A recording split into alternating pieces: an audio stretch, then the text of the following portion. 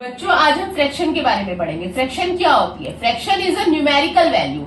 एक numerical value है जो कि एक पार्ट ऑफ होल, मतलब पूरी कंप्लीट एक चीज का कोई पार्ट है, कोई हिस्सा है, जैसे ये।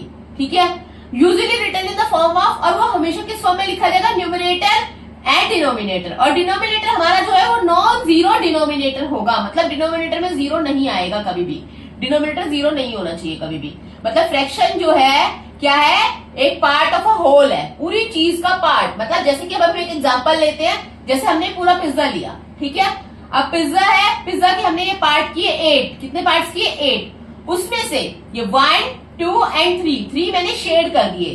तो इस शेडेड पार्ट की फ्रैक्शन क्या होगी? 3/8। ठीक है, 3 जो मैंने शेड किया, और टोटल नीचे लिखेंगे हम 8। 3/8 यानी ये इस शेडेड पार्ट की फ्रैक्शन हुई 3/8। ठीक है, इस पिज्जा की। अब एक मैंने एग्जांपल लिया स्क्वायर का। स्क्वायर मैंने इसके 4 पार्ट्स किए, ठीक है।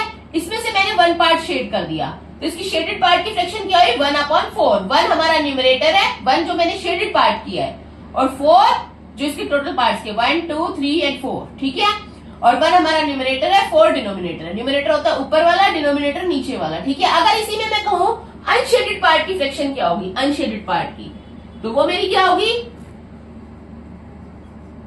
फ्रैक्शन अनशेडेड पार्ट की 3/4, क्योंकि मैंने 3 पार्ट शेड नहीं किए, 1, 2 एंड 3 पार्ट मेरे शेड नहीं है, और टोटल कितने पार्ट्स है? 4 इसके। ठीक है, इसी में अनशेडेड पार्ट की। और मैं पिज्जा वाले में अगर कहूं, पिज्जा वाले में मेरी अनशेडेड पार्ट की फ्रैक्शन क्या होगी? कितने मेरे अनशेडेड है? 1, 2, 3, 4 एंड 5। तो 5 अपॉन टोटल क्या है? 8। तो ये मेरी हो जाएगी अनशेडेड पार्ट की फ्रैक्शन। ठीक है ना, दोनों में मैंने आपको शेडेड पार्ट की भी और अनशेडेड पार्ट की भी फ्रैक्शन बता दी। That's it.